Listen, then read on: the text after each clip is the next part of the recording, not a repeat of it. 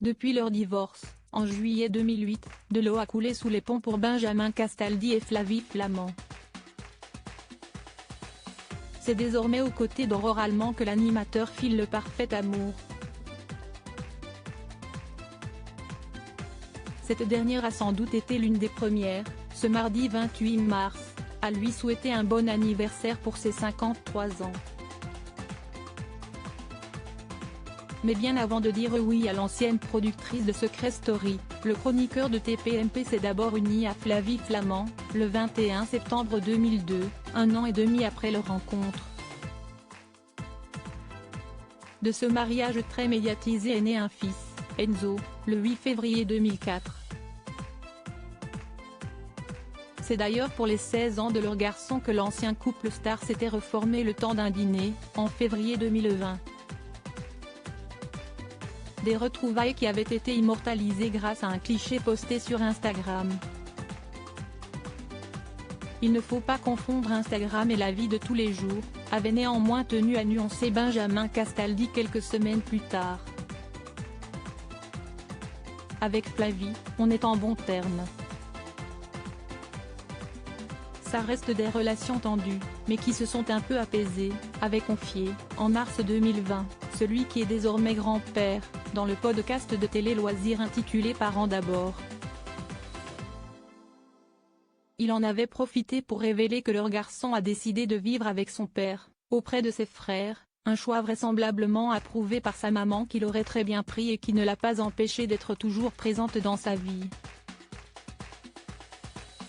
L'animatrice lui avait d'ailleurs écrit un magnifique message pour ses 17 ans. Doué d'amour, il laisse aussi de pardon pour les absents, les négligents, ceux qui n'ont pas encore compris qui il est vraiment. Si est-il grand. Enfin, Enzo est un artiste. Mais ça, vous le découvriez certainement un jour. Happy birthday Enzo. Je suis dingue d'amour pour toi, avait-elle posté sur Instagram, le 8 février dernier. Flavie Flament, Benjamin Castaldi, Jean-Luc Delarue. Ces hommes qui ont marqué sa vie déni, caricature et baliverne. Si les tensions entre les deux ex semblent dorénavant appartenir au passé, il n'en était rien seulement 6 ans plus tôt. L'ancien présentateur de Loft Story avait fait part de leurs divergences de point de vue concernant leur relation, dans son autobiographie intitulée Pour l'instant tout va bien. Jamais dans notre couple, elle ne se serait sentie à sa place. J'appelle cela un déni conjugal. Indispensable à sa reconstruction, sans doute, mais difficile à avaler. Noircir, à ce point, ce qui fut notre vie commune, me caricaturer jusqu'à me rendre méconnaissable.